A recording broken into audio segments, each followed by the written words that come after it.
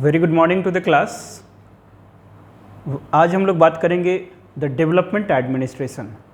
Development administration it is very scoring topic और last JPSC में भी जैसे पूछा गया है कि that what is the meaning of the development administration and administrative development. तो इस तरह के क्वेश्चंस को कैसे आप करेंगे, this topic is completely new. तो आज की क्लास आपको हेल्प करेगी और इसको हम लोग दो पार्ट्स में बनाएंगे जिसमें कि एक कंप्लीट पिक्चर मिलेगा कि what is the meaning of development administration. तो जैसा हम लोग क्लास को हमेशा शुरू करते हैं एक सिंपल डेफिनेशन से ही शुरू करेंगे and then we will take up the conceptual aspect, the theoretical aspect and all those. So development administration एक नया टर्म है और ये दो टर्म से बना हुआ है, एक है डेवलपमेंट एंड एडमिनिस्ट्रेटिव डेवलपमेंट, या सिंपल भाषा में इसको एडमिनिस्ट्रेशन कहा जाएगा। तो इसमें कैसे पढ़ेंगे, सबसे पहले किन बातों को ध्यान रखना है। The first aspect is that कि बेसिक अंडरस्टैंडिंग राइट। तो बेसिक अंडरस्टैंडिंग कि what is the literal meaning of these two term. तो इसमें कुछ हम लोग स्कूल ऑफ थॉट्स की बातें करेंगे, जैसे कि मीनिंग में हम लोगों ने देखा था कि epistemological view points, narrow view points, broad view points. तो इस तरह से चीज़ें हम लोग इसमें भी पढ़ेंगे। तो सबसे पहले हम लोग एपिस्टेमोलॉजिकल व्यू पॉइंट से शुरू करेंगे। एपिस्टेमोलॉजी किसको कहा जाता है कि epistemological view point, epistemological, this is the epistemological view point. So epistemological view मतलब कि this is the first view point, the conceptual thing come with respect to this DA कि डेवलपमेंटल एडमिनिस्ट्रेशन होता क्या है। तो इस टॉपिक में आगे बढ़ने के पहले सबसे पहले ये समझते हैं कि जो कोल्ड वार पॉलिटिक्स है, there is a term that is called cold war politics. Cold war politics, ठीक है, बहुत सारे लोग जानते होंगे कि what is the meaning of this cold war politics. कि कोल्ड वार पॉलिटिक्स बेसिकली एक आइडियोलॉजिकल रेस है। आइडियोलॉजिकल रेस का मतलब the post world war phenomena है कि वर्ल्ड वार 2 के बाद जो दुनिया है उसको हम लोग ऐसे देखते हैं कि this is let's say your world and this world दो आइडियोलॉजी से ड्रिवन है। एक पार्ट में कैपिटलिज्म है, दूसरे पार्ट में क्या है, सोशलिज्म है। So one part that is your capitalism. तो कैपिटलिज्म और सेकंड एक और आइडियोलॉजी है जिसको हम लोग क्या बोलते हैं, सोशलिज्म। तो इस कैपिटलिज्म और सोशलिज्म के बीच में जो हेजेमोनिक रेस है, जो सुपर पावर बनने का रेस है, सुप्रीम बनने का रेस है, दिस आइडियोलॉजिकल वार को ही क्या कहा गया, कोल्ड वार पॉलिटिक्स। और ये कब का फेनोमेना है ना, पोस्ट वर्ल्ड वार फेनोमेना है। आज भी जितने भी फेनोमेना आज देखते हैं, जब हम लोग सस्टेनेबल डेवलपमेंट की बातें करेंगे, when we talk about the environmentalism, तो बेसिकली ये सब 90s माने पोस्ट वर्ल्ड वार फेनोमेना है, जब दुनिया इस कोल्ड वार पॉलिटिक्स के बैकड्रॉप में रह रही थी। So the cold war politics ना एक हेजेमोनिक रेस है between the capitalism and the socialism.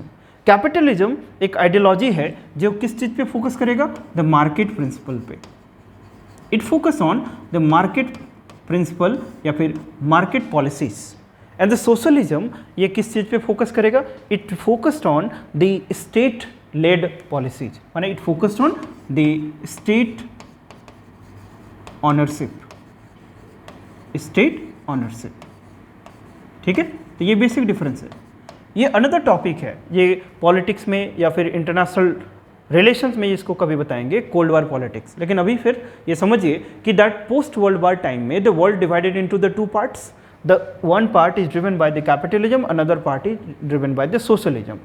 इसी को बोला जाता है द वेस्ट और इसी को बोला जाता है रेस्ट, या फिर इसी को कभी कभी हम लोग बोलते हैं developed country versus developing country का डिबेट है एक चीज़। तो वापस आएंगे तो कोल्ड वार पॉलिटिक्स थोड़ा समझ में आया कि कोल्ड वार पॉलिटिक्स क्या है ना। अब हम लोग एपिस्टेमोलॉजिकल व्यू पॉइंट को देखते हैं। द एपिस्टेमोलॉजिकल व्यू पॉइंट बोलता है कि developmental administration it is a type of administration. ये क्या है ना, ये एडमिनिस्ट्रेशन का ही एक टाइप है, एक रूप है। लेकिन ये कैसा एडमिनिस्ट्रेशन है ना, ये एक टाइप ऑफ एडमिनिस्ट्रेशन है जो कि डेवलपमेंटल एक्टिविटीज़ को फोकस करता है। तो डेवलपमेंटल एक्टिविटीज़ का डेफिनेशन कुछ और था।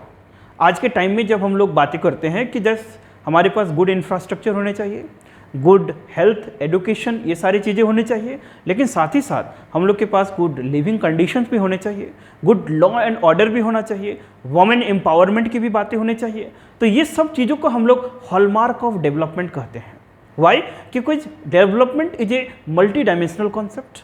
Development is social, cultural, political, ये सब चीज़ें हैं।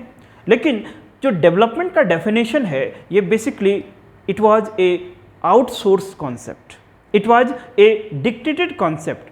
ये वेस्ट द्वारा बेचा गया कॉन्सेप्ट है। ये वेस्ट जब बोल रहे हैं तब हमारा मतलब क्या है ना, डेवलप्ड कंट्री, जहाँ पर ब्यूरोक्रेसी माने स्टेट लेड ब्यूरोक्रेटिक मॉडल पे काम होता था। ठीक, तो अभी ये सब बड़ी बड़ी बातें हैं, बट अभी इतना समझिए कि दैट एपिस्टेमोलॉजिकल व्यू पॉइंट क्या बोलता है कि सिंपल राइट डाउन कि द DA मतलब the development administration refers to a type of administration, it refers to a type of administration which focus on which studies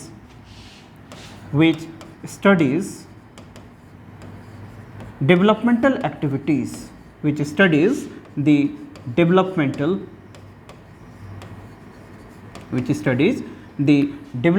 activities. And developmental activities का मतलब क्या होगा? Like health, like education, like infrastructure है ना, etc. So ये type of administration है जो किस चीज़ का स्टडी करता है ना, डेवलपमेंटल एक्टिविटीज़। ना डेवलपमेंटल एक्टिविटीज़ का मतलब हुआ हेल्थ, एजुकेशन, इंफ्रास्ट्रक्चर, इस तरह की चीज़ों को डेवलपमेंटल एक्टिविटीज़ कहा गया। बाद में बोलता है कि that if the administration do not studies then it is called non developmental administration. इसका मतलब है कि यहाँ पर डेवलपमेंटल एडमिनिस्ट्रेशन और नॉन डेवलपमेंटल एडमिनिस्ट्रेशन दो अलग अलग टर्म्स थे। फिर यहाँ क्या लिखेंगे, if the administration studies non-developmental activities, non-developmental है ना, non-developmental activities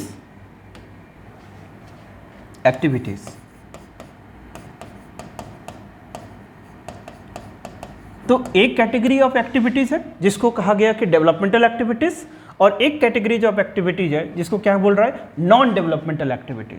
माने डेफिनेशन को कैसे बनाया गया, on the basis of activities. तो एक्टिविटीज में क्या है, एक है developmental activities and another category है जिसको बोला गया नॉन डेवलपमेंटल एक्टिविटीज।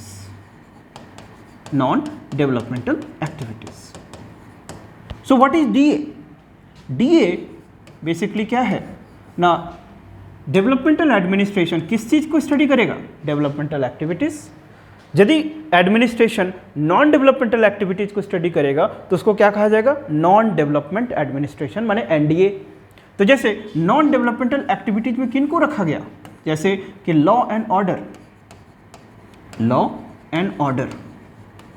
कि यदि एडमिनिस्ट्रेशन लॉ एंड ऑर्डर के बारे में पढ़ता है, पुलिसिंग के बारे में पढ़ता है, तो वो क्या होगा, नॉन डेवलपमेंटल एडमिनिस्ट्रेशन कहलाएगा। जैसे कि मान लीजिए एडमिनिस्ट्रेशन पढ़ता है कि टैक्सेशन के बारे में, तो वो नॉन डेवलपमेंटल एक्टिविटीज़ है, माने वो नॉन डेवलपमेंटल एडमिनिस्ट्रेशन है। सिमिलरली यदि आप पढ़ते हो क्या, that is called law and order है, टैक्सेशन है, एडमिनिस्ट्रेशन ऑफ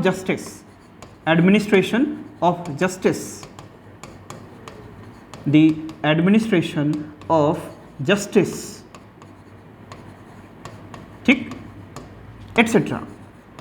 तो there are set of activities जिसको कैटेगोरिकली नॉन डेवलपमेंटल एक्टिविटीज बोला गया। There is another set of activities जिसको कि डेवलपमेंटल एक्टिविटीज बोला गया। तो डेवलपमेंटल एक्टिविटीज में देख पा रहे हो कौन कौन सा, health,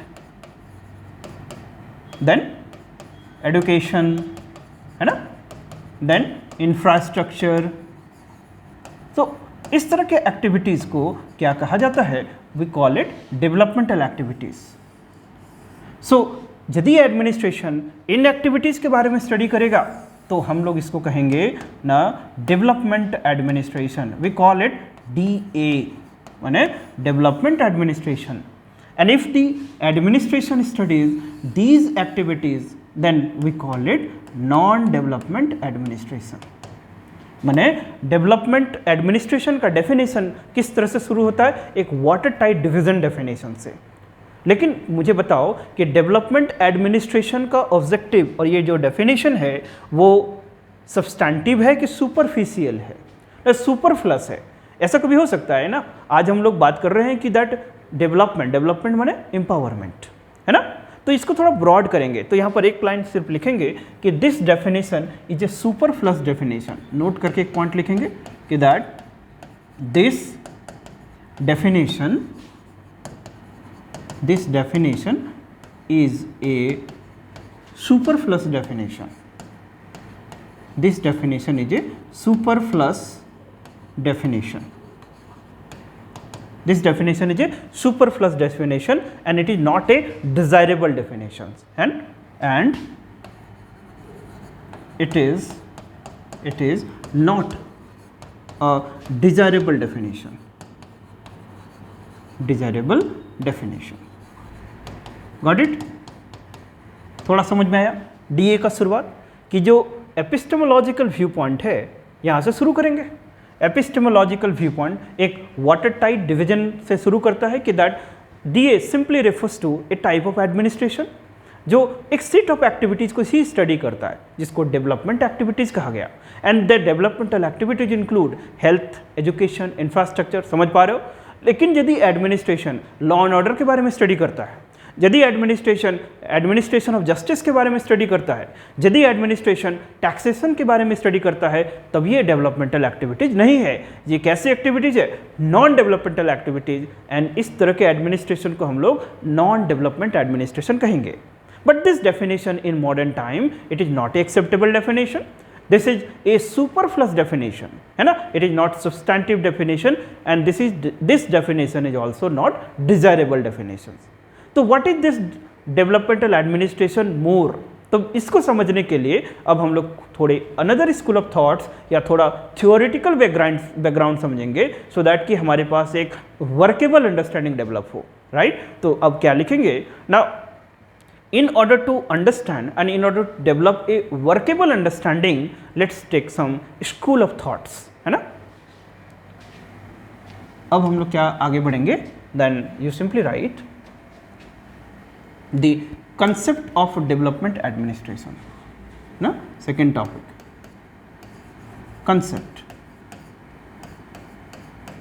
concept of DA. So concept of DA, इसमें पहले एक स्टोरी समझो कि ये डेवलपमेंट एडमिनिस्ट्रेशन, अभी कोल्ड वार पॉलिटिक्स बताया, तो कोल्ड वार पॉलिटिक्स के टाइम में दुनिया दो कैंप में बढ़ गई। दैट इज, एक है डेवलप्ड कंट्री, अनदर हैंड में क्या हुआ? Developing countries. So developed country किसको कहा जाएगा? ऐसे आप समझो कि this is your world. So world में जितने भी कॉलोनियल पावर्स थे, मोस्टली यूरोपियन पावर्स, अमेरिका जो इंडस्ट्रियल पावर्स था, ये सारे डेवलप्ड कंट्री कहलाए। और जो भी अभी डीकोलोनाइज्ड कंट्री लाइक इंडिया, ब्राज़ील, है ना, कुछ एक्सटेंट तक रशिया, ये सब क्या होंगे ना? डेवलपिंग कंट्रीज हैं। जैसे कि आप अफ्रीकन नेशंस की बात करेंगे तो mostly they are developing country.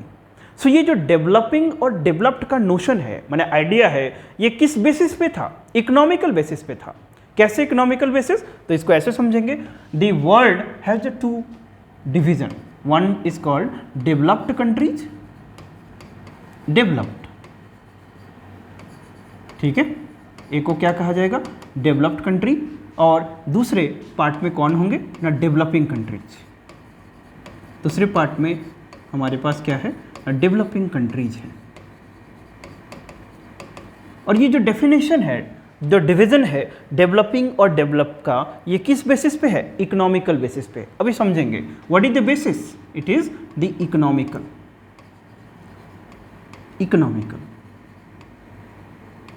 How economical? अभी समझेंगे ना। देखो कि डेवलप्ड कंट्री है, सो डेवलप्ड कंट्री के लोग ने एक आइडिया को बेचना शुरू किया।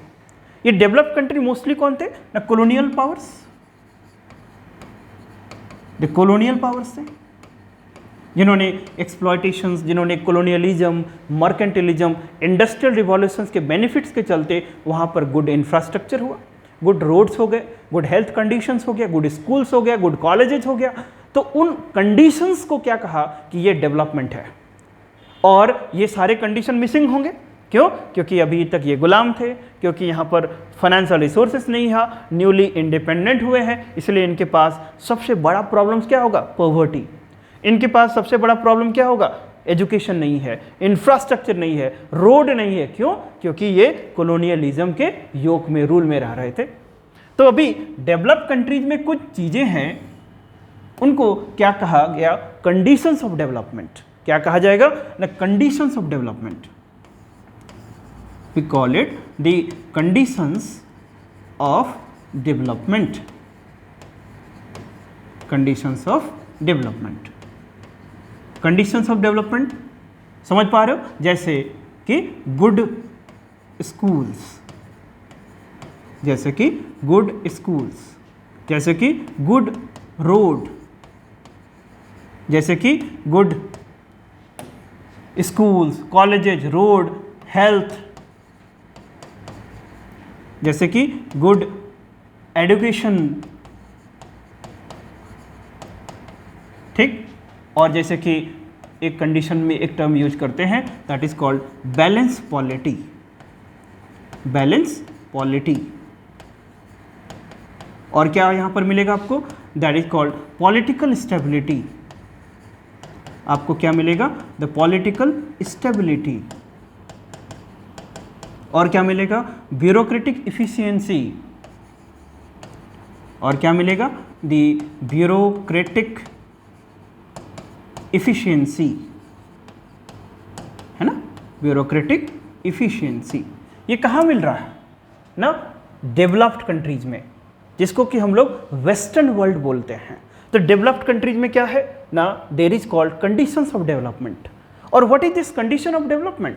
कंडीशन ऑफ डेवलपमेंट का मतलब होता है कि वहाँ पर गुड स्कूल्स है, कॉलेजेज है, हेल्थ है, इंफ्रास्ट्रक्चर है, पॉलिटिकल मेच्योरिटी है, स्टेबिलिटी है, ब्यूरोक्रेटिक इफिशियंसी है। और ये पूरा वेस्टर्न सिस्टम किस पे काम कर रहा है, that is called state lead bureaucratic model, या सिंपल भाषा में लिखें वेबर्स ब्यूरोक्रेसी पे। यहाँ पर क्या लिखेंगे, दी वेबर्स ब्यूरोक्रेसी, है ना, वेबर्स ब्यूरोक्रेसी पे, वेबर्स ब्यूरोक्रेसी।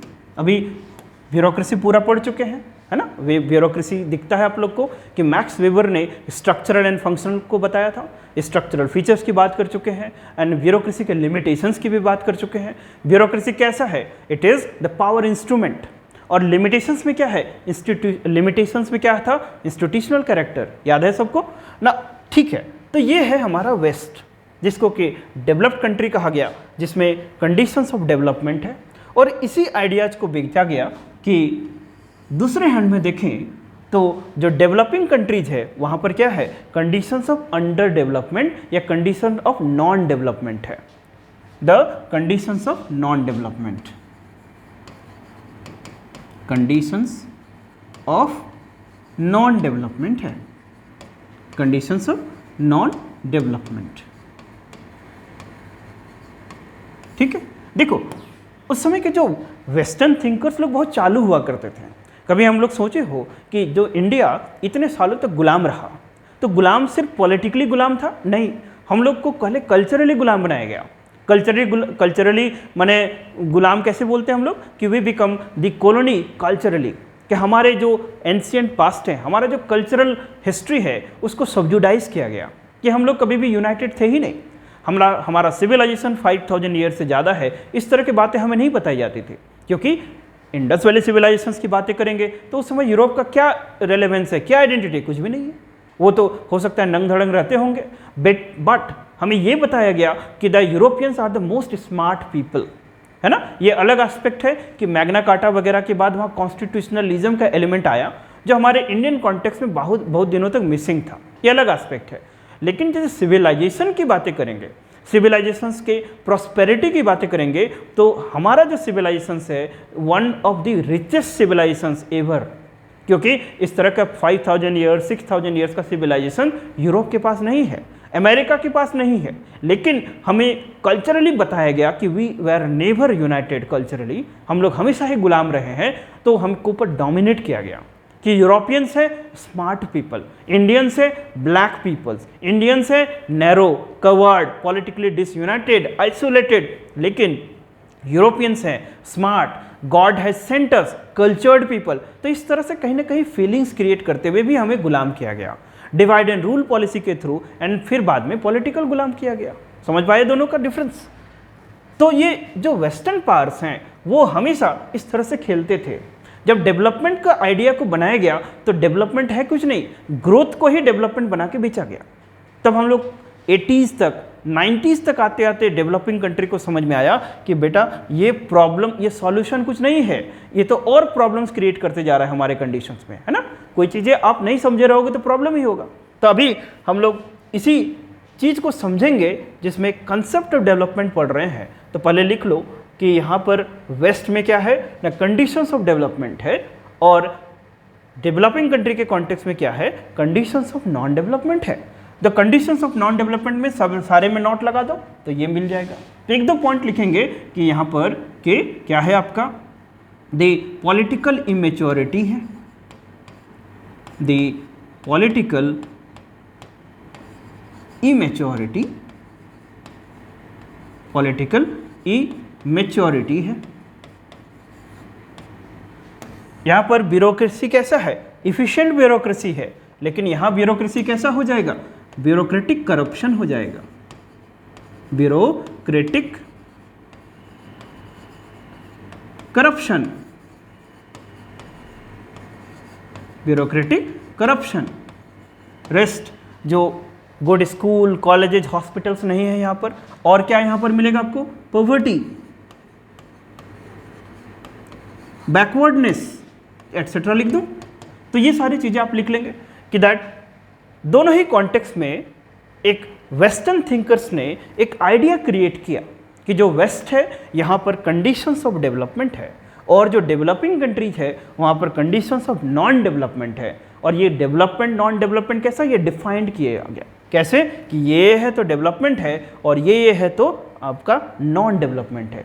अब फिर इसी आइडिया को बेचा गया कि जो डेवलपिंग कंट्रीज है कि क्या आप डेवलपमेंट चाहते हो, तो ऑब्वियसली हर कोई चाहेगा कि यस, कौन नहीं चाहेगा कि हमारे पास गुड इंफ्रास्ट्रक्चर हो, हेल्थ है, एजुकेशन हो। तो जैसे कि यदि आपको डेवलपमेंट चाहिए तो हमारे हिसाब से अपने इकोनॉमिक सिस्टम को क्या करो, रिफॉर्म्स करो। तो यहीं से आइडिया शुरू होगा कि इसी डेवलपमेंटल एडमिनिस्ट्रेशन का। तो कंसेप्ट को पहले पढ़ेंगे। अब ये बेसिक एस्पेक्ट समझ में आ गया। तो यहाँ पर एक दो लाइन लिखेंगे कंसेप्ट ऑफ डीए में। क्या पहला लाइन लिखेंगे कि लिखें the developmental administration, it is an ideological construct of the west but got its meaning and relevance in the context of developing countries. ये पहला लाइन लिखेंगे कि पहला पॉइंट क्या लिखेंगे कंसेप्ट में कि राइट डाउन कि developmental administration, the developmental administration, the development administration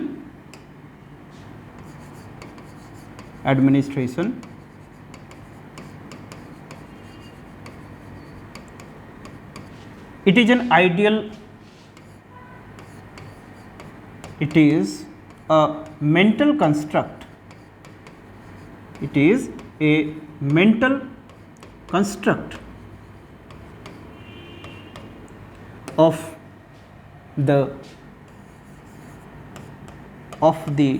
developed west, of the developed west, of the developed west, but got its relevance, but got its relevance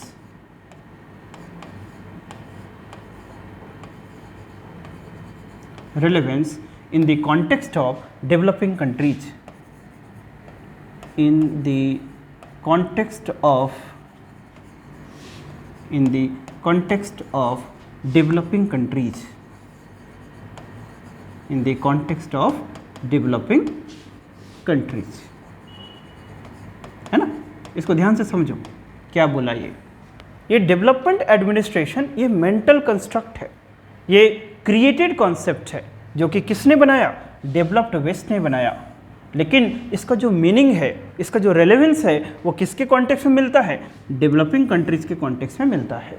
ठीक, एक लाइन और लिखेंगे, दे इन nutshell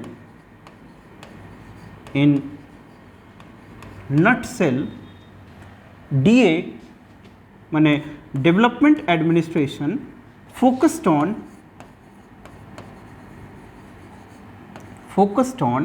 development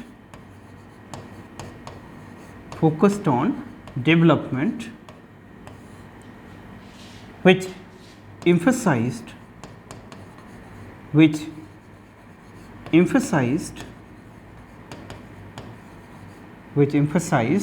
on the study of administrative system,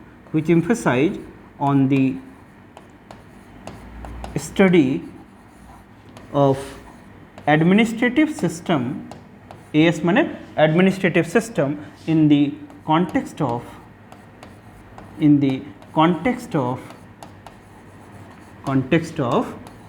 developing countries, right. देखो अब थोड़ा सा समझने की कोशिश करोगे कि पहली बात कि आइडिया को क्रिएट किया गया, condition of development versus condition of non development, लेकिन ये आइडिया को क्रिएट मेंटल कंस्ट्रक्ट किसका है, डेवलप्ड वेस्ट कंट्री का, लेकिन इसका मीनिंग या रेलेवेंस कहाँ पर मिलता है, डेवलपिंग कंट्रीज में। इसको समझेंगे अभी, उसके लिए ये पहले लिख लेना है कि that this is the starting lines. अब आगे देखेंगे इसमें कि किस तरह से आगे बढ़ रही चीज़ें ना। इसको और समझने के लिए हम लोग कुछ व्यू पॉइंट्स को देखेंगे ना। कुछ व्यू पॉइंट्स ये बातें करता है कि दैट लेट्स सी, है ना, let's take the view of the view point. Now in order to develop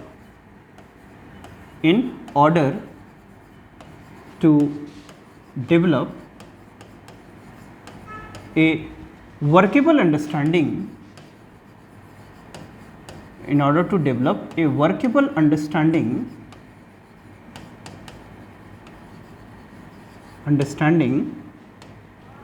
with respect to DA, with respect to development administration, let us take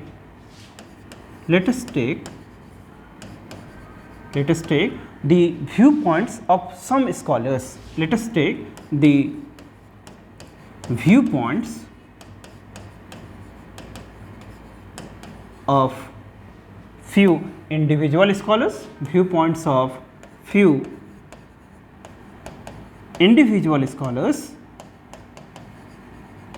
individual scholars such as Fredericks, है ना, एक thinkers थे जिनका नाम है Fredericks, George Gantt,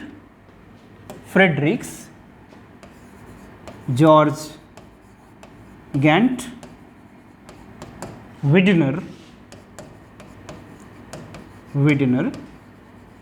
etcetera, है ना।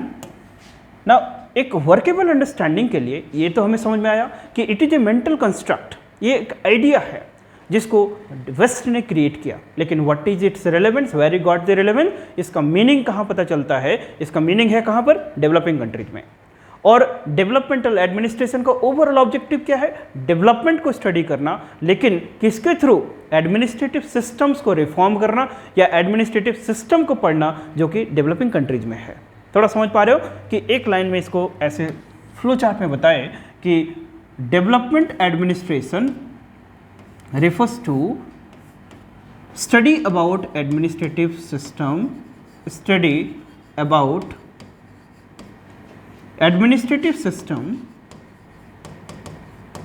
about the administrative system in the context of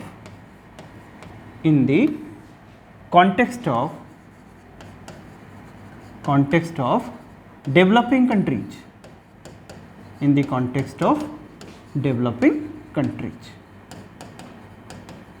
है ना। डेवलपमेंट एडमिनिस्ट्रेशन का मीनिंग, स्कोप सब कुछ डेवलपिंग कंट्रीज में है, लेकिन आइडिया कौन बनाया है? Developed country. और ये इसका फोकस क्या है? That is DA refers to study about as.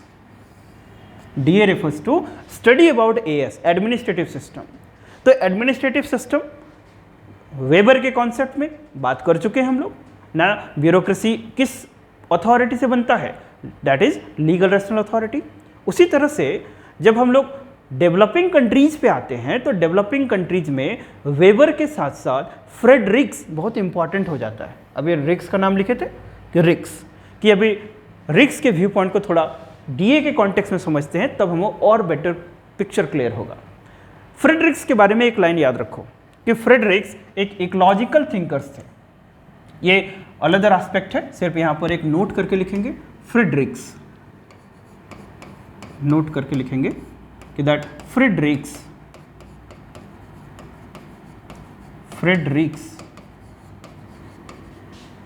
ये इकोलॉजिकल थिंकर्स थे, इकोलॉजिकल थिंकर्स, है ना। पब्लिक एडमिनिस्ट्रेशन में इकोलॉजिकल थिंकर्स का क्या मतलब होगा? इकोलॉजिकल थिंकर्स उसको कहा जाता है कि दैट पब्लिक एडमिनिस्ट्रेशन की जो स्टडी है, पब्लिक एडमिनिस्ट्रेशन, ये पब्लिक एडमिनिस्ट्रेशन की स्टडी एक सिस्टम अप्रोच है। ये कैसा अप्रोच है? ये एक सिस्टम अप्रोच है। तो जब सिस्टम अप्रोच की बात करते हैं तो public administration is a system, it is a case study, और इस सिस्टम के ऊपर में external factors like polity external factor है, लाइक एक इकोनॉमी एक्सटर्नल फैक्टर है, लाइक कल्चर एक एक्सटर्नल फैक्टर है, like what is called geography एक एक्सटर्नल फैक्टर है। ये सब चीज़ें एडमिनिस्ट्रेशन को इम्पैक्ट करता है। तो जो एडमिनिस्ट्रेशन के अलावा जो भी चीज़ें फैक्टर्स इम्पैक्ट करता है उनको इकोलॉजी कहा जाता है। What is called ecological factors? The ecological factors refers to the polity, economy, culture, history, whatever the variable aspect which impact the administration, उसको इकोलॉजिकल फैक्टर्स कहा जाता है ना। तो ये इकोलॉजिकल थिंकर्स थे। इकोलॉजिकल थिंकर्स बोलते हैं कि जैसे कि हम लोग जब बातें करते हैं डेवलपिंग कंट्री, तो डेवलपिंग कंट्रीज में there is a problem of poverty, सबको दिख रहा है। जब पॉवर्टी है तो एडमिनिस्ट्रेशन वहाँ के हिसाब से डिफाइंड होगा, लेकिन जब अमेरिका चले जाएंगे तो अमेरिका में ये पॉवर्टी जो प्रॉब्लम है वो नहीं है, तो वहाँ पर हम लोग रूल बेस्ड ब्यूरोक्रेसी से बहुत अच्छे से काम कर सकते हैं, इसलिए वेबर्स उतना सक्सेसफुल है। लेकिन जब डेवलपिंग कंट्री की बातें करेंगे, so in case of developing country there is imbalance polity, the political executives are immature, somewhere bureaucratic executive dominates, so this condition is called imbalance polity। तो imbalance polity कहाँ पर है? डेवलपिंग कंट्रीज में। तो here we cannot apply directly the weber को directly apply नहीं कर सकते हैं, इसलिए जो रिक्स है वो प्रिज्मेटिक साला मॉडल की बातें करते हैं। ये अलग टॉपिक है, जब जरूरत पड़ी तो रिक्स पढ़ाएंगे, लेकिन अभी यहाँ फिर समझिए कि दैट रिक्स के कॉन्ट्रीब्यूशंस को समझेंगे विथ रेस्पेक्ट टू डीए। तो फ्रेडरिक्स पे चले। Now let us try to understand Fred Riggs. The Fred Riggs, तो सबसे पहले पॉइंट, फ्रेडरिक्स क्या बातें करते हैं? द फ्रेडरिक्स से कि that and Fredericks was what one of the Fredericks के बारे में याद रखेंगे, that is called 2-3 points. The chairman, Fredericks was the chairman of the two groupings,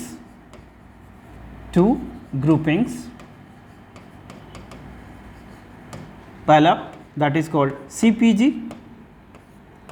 the comparative political group, और दूसरा है CAG, that is called comparative administrative group, है ना, that is comparative administrative group, comparative administrative group। और this is the comparative political group, comparative political groups. ये जो public administration, जब comparative public administration की बात करते हैं जिसको बोलते हैं CPA, है ना। एक टाइमलाइन याद रखो, यहाँ पर छोटा सा लिख देते हैं, इसको याद रखना ऐसे ना। ऐसे देखो कि दैट 1950s का जो टाइम है, यही टाइम है जब DA की शुरुआत हुई, है ना। 1950s के टाइम में क्या शुरू होता है, DA माने डेवलपमेंट एडमिनिस्ट्रेशन। 1960s के टाइम में कंपैरेटिव पब्लिक एडमिनिस्ट्रेशन शुरू होता है, CPA बोलते हैं इसको। 1970s का जो टाइम है, उस समय तक आते आते न्यू राइट फिलॉसफी का टाइम आता है, NRP, न्यू राइट फिलॉसफी माने NRP। 1950s it is DA, 1960 comparative public administration, 1970 new right philosophy, 1980 इसको NCPA कहते हैं, what we say the new comparative public administration. और इसी टाइम में और क्या शुरू होता है, that you will find globalisation, you will find globalisation, ठीक है, ग्लोबलाइजेशंस। एंड 1990s जब पहुंचेंगे हम लोग, दैट इज 1990 ऑनवर्ड्स, तो यहाँ से गवर्नेंस शुरू हो जाता है, that is called governance paradigm, governance paradigm.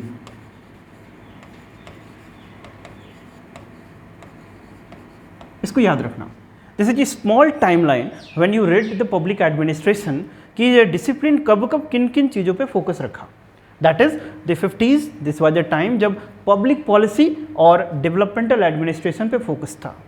60s के टाइम में CPA माने कंपैरेटिव पब्लिक एडमिनिस्ट्रेशन, 1970s में न्यू राइट फिलॉसफी, 1980s में NCPA या ग्लोबलाइजेशंस, एंड 1990s में गवर्नेंस पैराडाइम पे फोकस था। ठीक, यहाँ तक समझे। अब आगे देखते हैं कि रिक्स जो थे ये CPG और CAG के चेयरमैन थे। और CPG और CAG है क्या ना, ये 1961 और 1962 के आसपास ये दोनों ग्रुपिंग्स बना था। फ्रेडरिक्स इसके चेयरमैन थे और उस समय क्या टाइम चल रहा है, that is comparative public administration. Comparative public administration में फोकस ये था कि डेवलप कंट्री, डेवलपिंग कंट्रीज के कॉन्टेक्स्ट में समझना है कि एडमिनिस्ट्रेशन कैसे चलता है, क्योंकि देखो हर चीज़ का कोर क्या होता है, एडमिनिस्ट्रेशन। तो रिक्स के टाइम में आया, तो रिक्स के टाइम में CPA काफ़ी वाइब्रेंट हो गया, और रिक्स के टाइम में CAG ग्रुप्स के चलते he was the chairman of the CAG, the comparative administrative group. तो यहाँ पर एक लाइन लिखो कि that according to Ricks,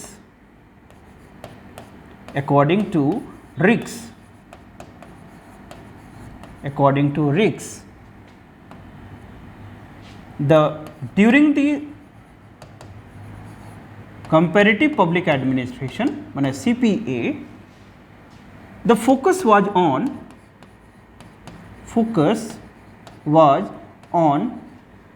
to study and understand. The focus was to study and understand the administrative system in the context of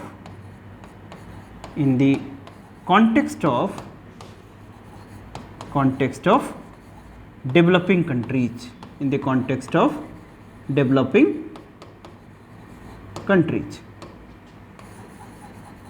क्या लिखा कि यहाँ लिखे हम लोग कि दैट अकॉर्डिंग टू रिक्स कि ड्यूरिंग द CPA का टाइम क्या है, 60s 70s। फोकस किस पे था कि just to study and understand the administrative system in the context of developing countries. Developing countries के कॉन्टेक्स्ट में एडमिनिस्ट्रेटिव सिस्टम को स्टडी करना और माने उसको समझना, यही था CPA का मेन ऑब्जेक्टिव। अब मैं क्वेश्चन पूछूं कि ये ऐसा क्यों चल रहा है, इसके लिए थोड़ा सा पीछे जाना पड़ेगा कि why the comparative study, why the comparative study. Why the comparative study. तो कंपैरेटिव स्टडी के पीछे थोड़ा सा जाना होगा कि जब वर्ल्ड वार 2 खत्म हो जाता है ना, after the post world war, और यू कैन सिंपल राइट कि during the post world war time and due to the American interest, America के इंटरेस्ट, और चूंकि वर्ल्ड वार 2 के बाद कोल्ड वार पॉलिटिक्स में एंटर कर जाते हैं, तो अमेरिका का इंटरेस्ट था कि अब रिकंस्ट्रक्शन प्रोजेक्ट्स, माने यूरोप के रिकंस्ट्रक्शन के लिए प्रोजेक्ट्स, तो यूरोपियन सिस्टम को स्टडी करना शुरू किया, कम्युनिस्ट सिस्टम को स्टडी करना शुरू किया, और जो न्यूली डेवलपिंग कंट्रीज हैं उनके इकोनॉमिक सिस्टम को समझना शुरू किया। और जब इकोनॉमिक सिस्टम को समझने के लिए गए, देन दे फाइंड कि डेवलपिंग कंट्रीज के कॉन्टेक्स्ट में क्या है ना, फाइनेंशियल अनवाइबिलिटी है। क्यों? क्योंकि फाइनेंशियल अनवाइबिलिटी क्यों है? पैसे नहीं है, राइट। तो ऐसे लिखो आप कि दैट किसके इंटरेस्ट में ना, अमेरिकन इंटरेस्ट में, अमेरिकन इंटरेस्ट, अमेरिकन इंटरेस्ट क्या शुरू होता है, that the West started studying the administrative systems, started studying the economic systems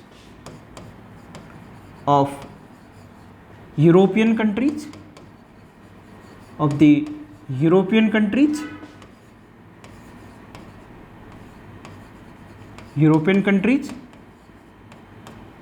second the communist European countries, second the communist and other developing countries,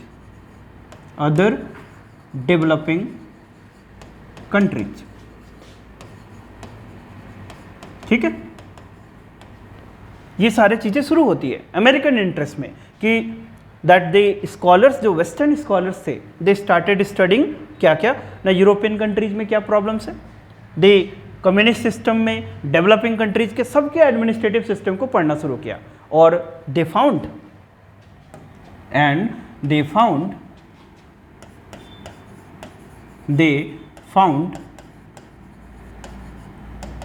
there are multiple disabilities. They found there are multiple disabilities in the context of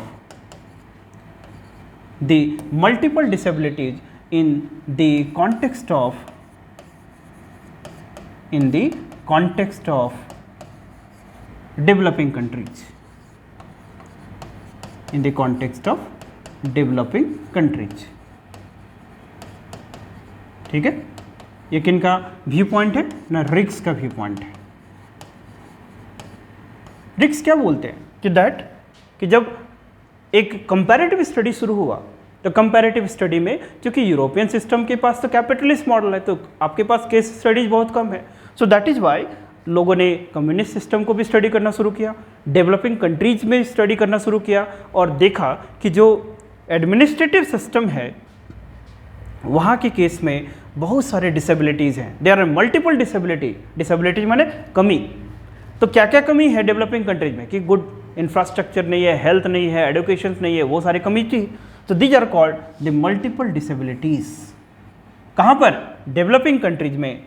और ये रिक्स बोलते हैं कि that DA का तब main focus क्या है, what is the main focus ना। यहाँ पर एक लाइन और लिखेंगे कि that there are multiple disabilities but out of these there are the two vital disabilities, but there are the two vital disabilities,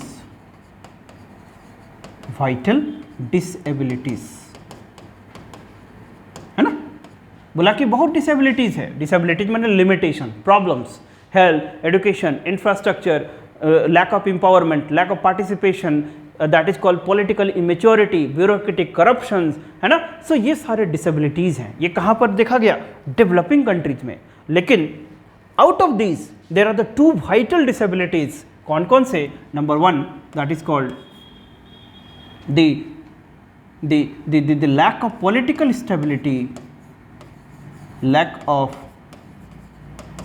political stability, and number 2 the lack of rapid socio-economic development, lack of rapid socio-economic development, right?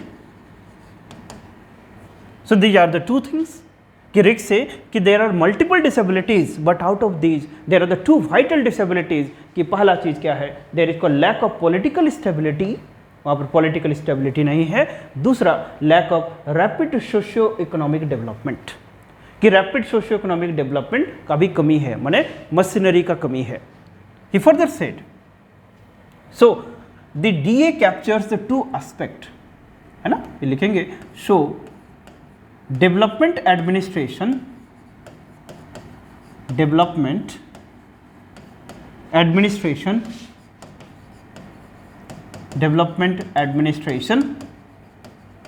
captures the two aspects. They captures the two aspects. इसको समझने की कोशिश करेंगे, है ना. Completely नया points है, इसको दोबारा देखना है अपने नोट्स में, और जो PDF आपको फीस दिया जाएगा उसको रीड करेंगे. तो रिक्स कहाँ तक पहुँचे अभी तक? रिक्स से कि दैट कंपैरेटिव स्टडी के बैकड्रॉप में जब सारे एडमिनिस्ट्रेटिव सिस्टम को स्टडी किया गया यूरोपियन कंट्रीज में, कम्युनिस्ट नेशन में, डेवलपिंग कंट्रीज में, तो देखा गया कि there are multiple disabilities, multiple limitations है. लेकिन out of all the limitation, the दो लिमिटेशंस क्या है ना, सबसे वाइटल हैं. कौन कौन से? द पॉलिटिकल स्टेबिलिटी का कमी है और सोशियो इकोनॉमिक डेवलपमेंट प्लान या फिर rapid socio economic development project नहीं है. आगे बोलते हैं.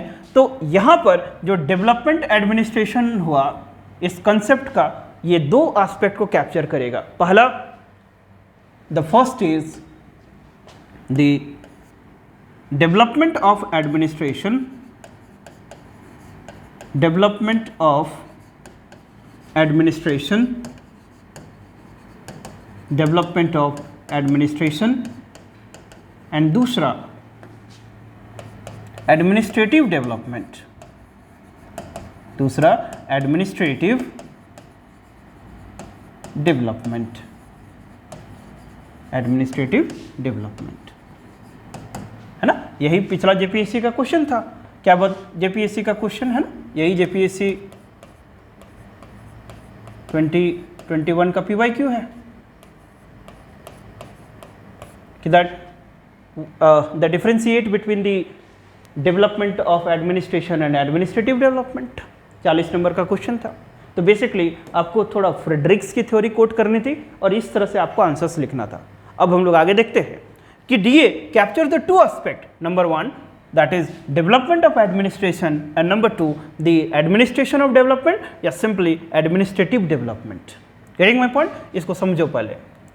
ना ये किस चीज पे फोकस करता है? Development of administration. तो DA का दो एस्पेक्ट हो गया अकॉर्डिंग टू रिक्स कि DA इट कैप्चर्स, ऐसे बोले तो DA और AD, है ना. DA माने development administration capture the two aspect, development of administration and administration of development. अब देखो डेवलपमेंट ऑफ एडमिनिस्ट्रेशन का क्या मतलब होता है? इसका क्या मतलब है? Development of administration, development of administration, development of administration. ठीक. और ये क्या है? Administration of development, administration of development, administration of development. ठीक. तो पहले हम लोग इसी को डिस्कस करते हैं कि एडमिनिस्ट्रेशन ऑफ डेवलपमेंट होता क्या है.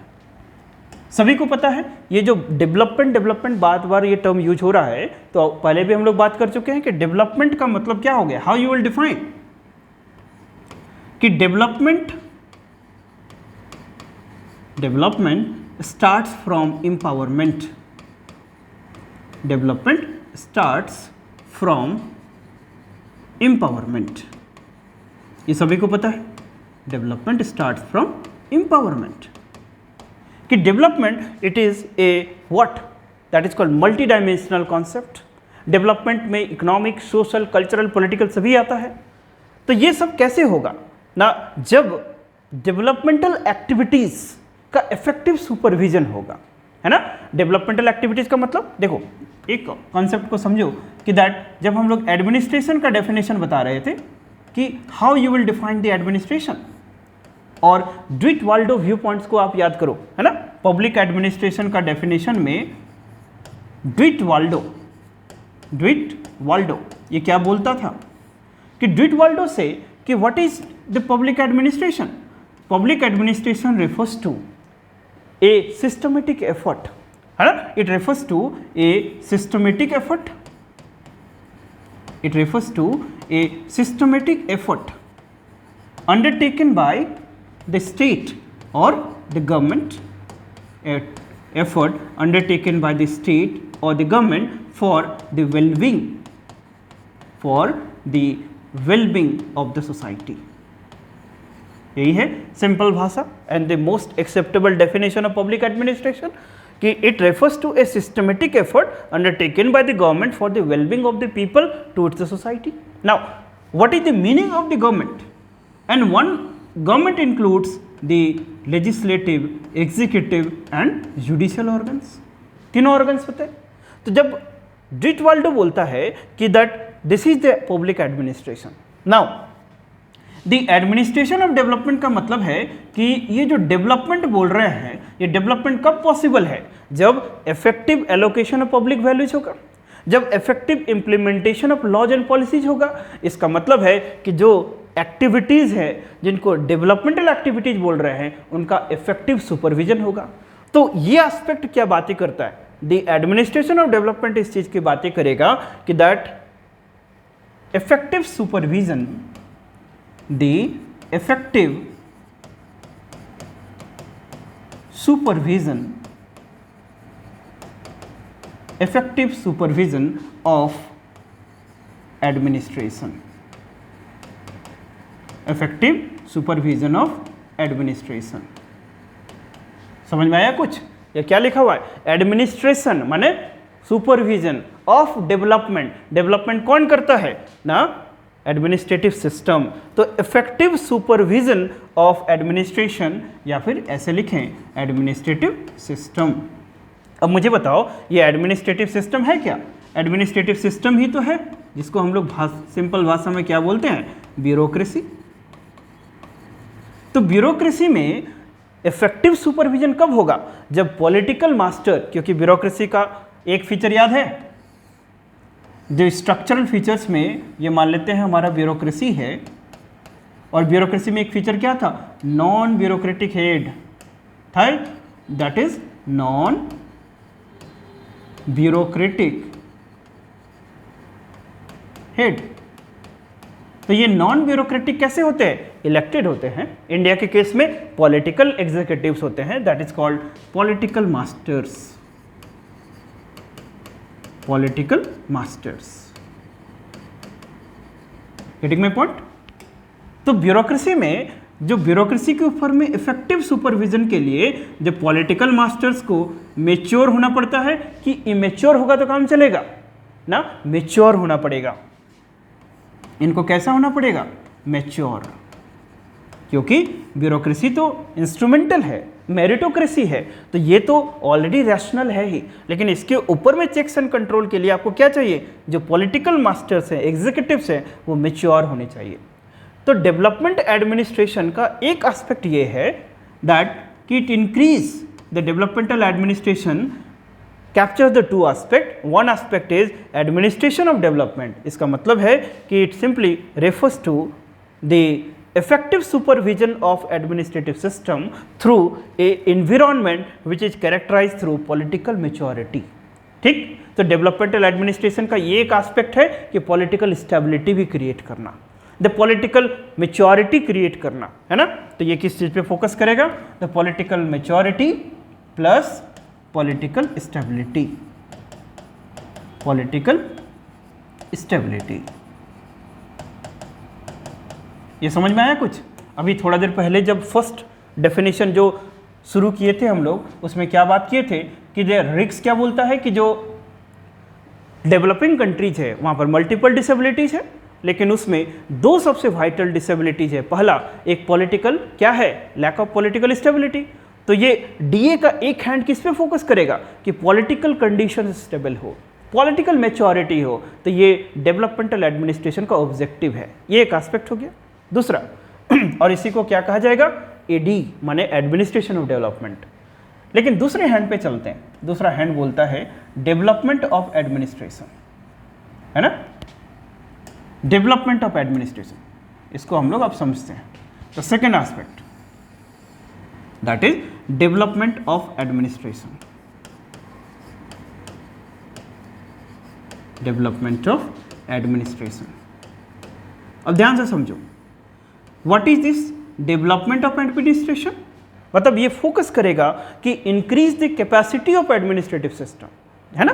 जैसे डेवलपमेंट ऑफ एडमिनिस्ट्रेशन मैंने एडमिनिस्ट्रेशन को डेवलप करो, एडमिनिस्ट्रेशन को डेवलप करो, what does it means, it increase the capacity of bureaucracy, है ना, इंक्रीज द मेरिटोक्रेसी सिस्टम, है ना। सो यहां पर एक लाइन लिखेंगे ना, दिस रेफर्स टू, माने इसको यदि शॉर्ट में हम लोग बोलते हैं DA, development of administration, the development of administration refers to increase the capacity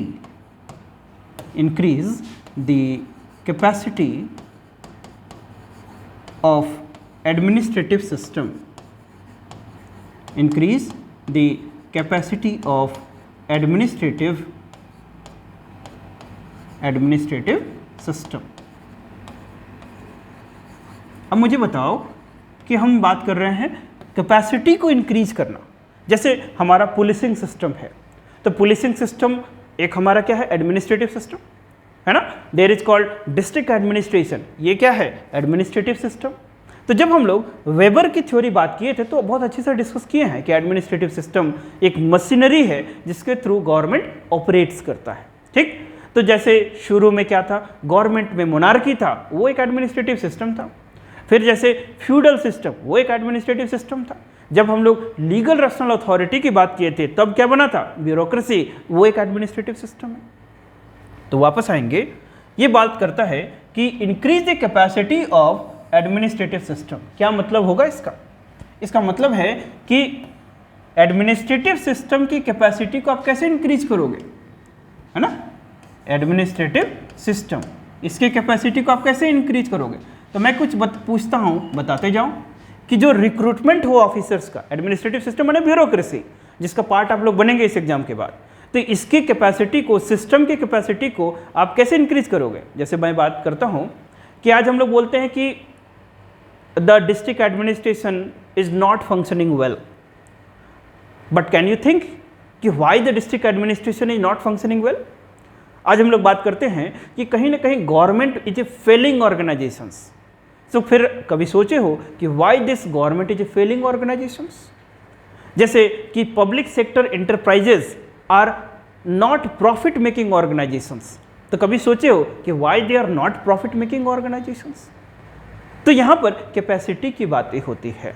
उसी तरह से देखो, तो एडमिनिस्ट्रेटिव सिस्टम है, सिंपल मतलब है कि ब्यूरोक्रेसी। तो जो ब्यूरोक्रेसी में है, कैसे आप कैपेसिटी इंक्रीज करोगे ना, ह्यूमन रिसोर्स उसके स्किल्ड हो, रैशनल हो, मेरिट बेस्ड हो कि नेपोटिज्म बेस्ड हो। मेरिट बेस्ड, अच्छे ह्यूमन रिसोर्स होंगे, मेरिट बेस्ड ह्यूमन रिसोर्स होंगे, तो ऑब्वियसली जो office of public trust and confidence hold करेंगे वो ज़्यादा डिग्निटी, इंटेग्रिटी एंड ट्रस्टवर्दी होगा। तो इस तरह से कैपेसिटी बढ़ेगा। तो पहला पॉइंट क्या लिखेंगे, द पर्सनल एडमिनिस्ट्रेशन, इसको क्या बोलते हैं अपन लोग, दी पर्सनल एडमिनिस्ट्रेशन। ये किस चीज पे बेस्ड होना चाहिए, मेरिट बेस्ड, मेरिट बेस्ड। ठीक, दूसरा पॉइंट देखो, क्या टेक्नोलॉजी इंपॉर्टेंट है इस डायरेक्शन में, टेक्नोलॉजी ऑफ कोर्स। जैसे अभी के टाइम में आर्टिफिशियल इंटेलिजेंस का ज़माना आ गया, तो आर्टिफिशियल इंटेलिजेंस में हमारे जो जितने भी लॉ एंड ऑर्डर मशीनरीज हैं, जितने भी सर्वेलांस सिस्टम्स हैं, उसको अडेप्ट करना पड़ेगा, अदरवाइज आप उसको चेक्स एंड बैलेंस नहीं कर पाएंगे। So adaptation with technology, that is adaptation, adaptation with modern technology, modern technology. ठीक, क्या फाइनेंशियल सिस्टम उनका अच्छा होना चाहिए, the third aspect is financial system viability, financial system viability. ठीक, फाइनेंशियल सिस्टम वाइबिलिटी। और कैसे आप कैपेसिटी को इंक्रीज करोगे, तो फाइनेंशियल सिस्टम की वाइबिलिटी के बाद पॉलिटिकल कंडीशंस कैसा होना चाहिए, स्टेबल की अनस्टेबल होना चाहिए ना। स्टेबल पॉलिटिकल कंडीशंस होगा तो उनके जो रेम्यूनरेटिव पॉलिसी, उनके सैलरीज, अलाउंसेस, प्रमोशन, माने पर्सनल एडमिनिस्ट्रेशन, वो कैसा होगा, ज़्यादा प्रिडिक्टेबल, ज़्यादा ऑब्जेक्टिव, ज़्यादा डिटरमाइंड, तो वी फीलिंग होगा जॉब के साथ, राइट। तो यहाँ क्या लिखेंगे, the political conditions, political conditions कैसे होने चाहिए, दैट इज मेच्योर। मेच्योर होने से क्या होगा बताओ ना, क्या क्या बढ़ेगा, अकाउंटेबिलिटी। क्या बढ़ेगा बताओ सिस्टम की, अकाउंटेबिलिटी। अकाउंटेबिलिटी क्या होता है, कोई जानता है? अकाउंटेबिलिटी का मतलब आंसरेबिलिटी है ना। Every public officer should be the actions of the public officer should be a defensible actions। यहाँ क्या लिखेंगे, अकाउंटेबिलिटी का मतलब the answerability, अकाउंटेबिलिटी का मतलब answerability, answerability मतलब every public action should be a defensible action, every public action shall be a defensible action, shall be a defensible action। आए समझ में? इससे और क्या फायदा होगा बताओ, इससे ट्रांसपेरेंसी बढ़ेगा, ऑफ कोर्स ट्रांसपेरेंसी। ठीक, अब मुझे बताओ कि अकाउंटेबिलिटी बढ़ेगा, ट्रांसपेरेंसी बढ़ेगा, और क्या बढ़ेगा इससे, इंटेग्रिटी बढ़ेगा, ऑफिस की इंटेग्रिटी, माने मिसयूज ऑफ पावर नहीं होगा। तो इस तरह से जो सिस्टम की कैपेसिटी है वो उसको बढ़ाया जा सकता है। अब और बताओ, क्या सिर्फ ना personal administration, technology, financial system viability, political maturity, इन सब के साथ साथ और क्या करना पड़ेगा ना, अभी इथिकल एडमिनिस्ट्रेशन की बात होती है। किस तरह के एडमिनिस्ट्रेशन, इथिकल एडमिनिस्ट्रेशन। तो क्या होना चाहिए, ethical administration, ethical administration. Ethical administration माने जैसे सेंसिटिविटी ट्रेनिंग है ना, ऑफिसर्स के पास उस तरह की ट्रेनिंग होना चाहिए, दैट इज वाई वो इम्पैथेटिक हो, है ना, इम्पैथी होना चाहिए। क्या बोलते हैं उसको, इम्पैथी, इम्पैथी माने उनकी ट्रेनिंग हो, in service training, ethical training, sensitivity training हो, जिसके चलते उनके पास एक कनेक्टिविटी हो कि मतलब द पब्लिक सर्वेंट, ये फीलिंग उनका डेवलप हो। तो इस तरह से अपन लोग द कैपेसिटी को बढ़ा सकते हैं। तो रिक्स के और इसमें और कुछ और ऐड कर सकते हैं आप लोग, है ना, बट ये 5-6 पॉइंट्स याद रखना है। तो रिक्स का डीए का एस्पेक्ट समझ पा रहे हो कि development administration as per the Riggs ही से कि that primarily focused on the two aspect, number 1 administration of development and second development of administration।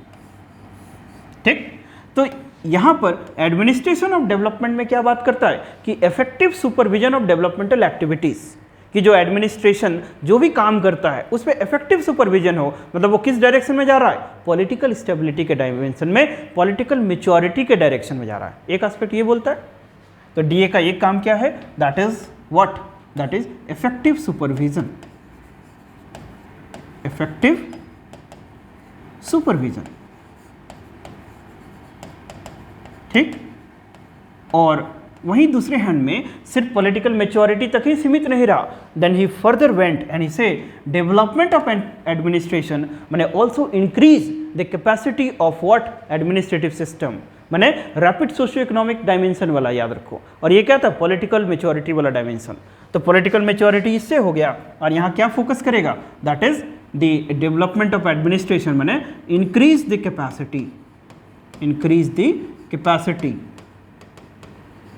of administrative system, increase the capacity of administrative system, मतलब ये इसका focus कहाँ पर है, socio economic development, socio economic development. और किस तरह का सोशियो इकोनॉमिक डेवलपमेंट, रैपिड कि स्लो, रैपिड। इसके लिए rapid slow socio economic development के लिए क्या एडमिनिस्ट्रेटिव सिस्टम कैपेबल होना चाहिए, ऑफ कोर्स। क्या एडेप्टिव होना चाहिए, ऑफ कोर्स। क्या मॉडर्न होना चाहिए, ऑफ कोर्स। क्या क्विक वेटेड होना चाहिए, ऑफ कोर्स। क्या इथिकल होना चाहिए, ऑफ कोर्स। तो ये यहाँ से कैप्चर करेगा और ये यहाँ से कैप्चर करेगा। तो अब क्या फ्रेडरिक्स के जो आर्गुमेंट है उसको कंक्लूड कर सकते हो आप लोग, बताओ हाँ कि ना।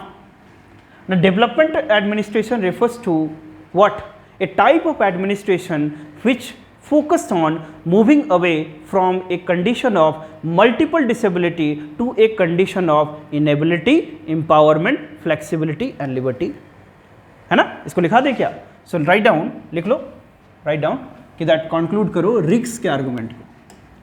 क्या लिखेंगे ना, DA माने development administration refers to a type of administration, a type of administration, type of administration which focused on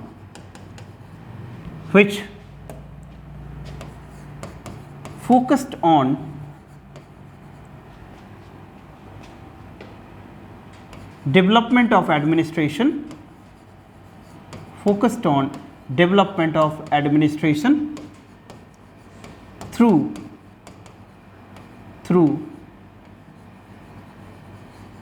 modernization,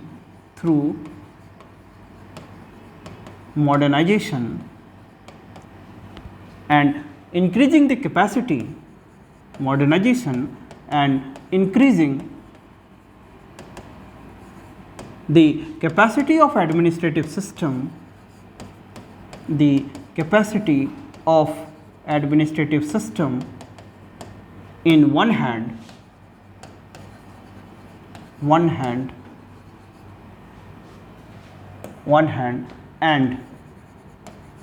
and second क्या था कि and one hand and also focused on administration of development, that is effective supervision,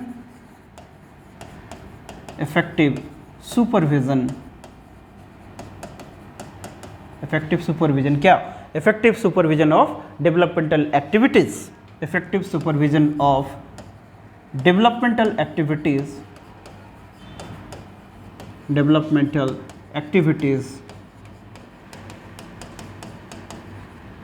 undertaken by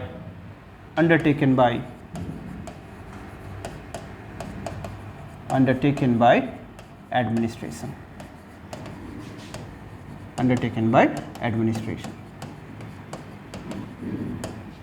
आया। तो रिक्स समझ में आया। अब जो क्वेश्चन प्रीवियस ईयर का पूछा था उसके लिए थोड़ा बैकग्राउंड समझ में आया कि दैट डेवलपमेंट एडमिनिस्ट्रेशन और एडमिनिस्ट्रेटिव डेवलपमेंट में क्या डिफरेंस है, तो रिक्स के व्यू पॉइंट को लिखना था, ठीक है। इसको और सपोर्ट और सब्सटेंशिएट करेंगे, उसके लिए थोड़ा हम लोग हेनरी गैंट के व्यू पॉइंट को लिखेंगे और कुछ नैरो व्यू पॉइंट भी देखते हैं ताकि हमारा एक बेटर और पिक्चर क्लियर हो और हमारे पास और भी कुछ पॉइंट्स हो जब हम आंसर्स लिखेंगे, ठीक है। तो उसको हम लोग नेक्स्ट क्लास में करते हैं। तो आज इस पॉइंट तक द फ्रेडरिक्स तक कोई डाउट नहीं है, कोई डाउट है तो फिर आप लोग पूछ सकते हैं, है ना, कमेंट करेंगे और साथ में जो भी पर्सनल नंबर जो दिया हुआ है उस ग्रुप में ज्वाइन करके आप वहाँ पर लिख सकते हैं। But most important, try to write the answers, है ना। इसको याद करके सिमुलेट करके फिर आप वॉमिट आउट करो, तभी जाके वो सब कॉन्शियस माइंड में आपका जाएगा। ठीक है, तो हम लोग गैंट के व्यू पॉइंट को और भी जो बातें हैं उसको नेक्स्ट क्लास में करेंगे और फिर नेक्स्ट कुछ और टॉपिक्स है उसको लिंक करते हुए आगे बढ़ेंगे। तो आज यहीं कंक्लूड करते हैं। Thank you.